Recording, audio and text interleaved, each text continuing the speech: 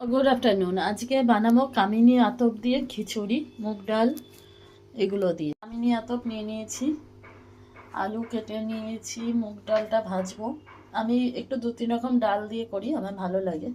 তাতে মুগ কড়াই, মটর ডাল, ফুলকপি কেটে নিয়েছি, টমেটো। মুগ ডালটা ভাজা হয়ে গেছে, জল দিয়ে দিয়েছি সিদ্ধ করার জন্য। বাকি যে ডালগুলো দেখিয়েছিলাম সেগুলো ঢেলে দিলাম। এগুলো সিদ্ধ করার জন্য বসিয়ে দিলাম। অল্প একটু লবণ দেবো এতে।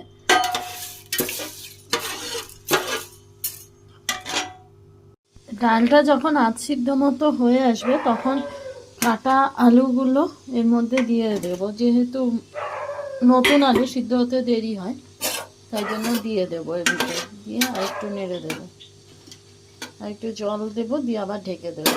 গ্যাস মিডিয়ামে দেওয়া আছে। আমার এখানে ডাল আলুগুলো সিদ্ধ হয়ে গেছে,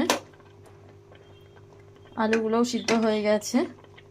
এবার এই ধুয়ে রাখা চালটা দিয়ে দেবো এর ভিতরে।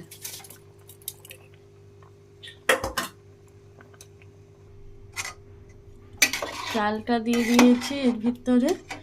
এবার এতে নুন হলুদ দিয়ে দিয়েছি। এবার ভালো করে মিশিয়ে দেবো এটা। একটু হলুদ লাগবে। এদিকে খিচুড়িটা হয়ে এসছে, চাল টালগুলো দেখতেই পাচ্ছ সিদ্ধ হয়ে গেছে। এবার আমার কেটে রাখা ফুলকপিগুলো এতে দিয়ে দেবো। লাস্টের দিকে দিচ্ছি যাতে ফুলকপি গলে না যায়। জন্য ফোড়ন বানাচ্ছি, তেলের মধ্যে জিরে, শুকনো লঙ্কা আর একটু আদা বাটা দিয়ে। ফোড়নটা খিচুড়িতে ঢেলে দিলাম। ঘি দিয়েছি, ঘি দিয়ে আরেকটু এটাকে নাড়বো, নেড়ে এখন ঢেকে রাখবো।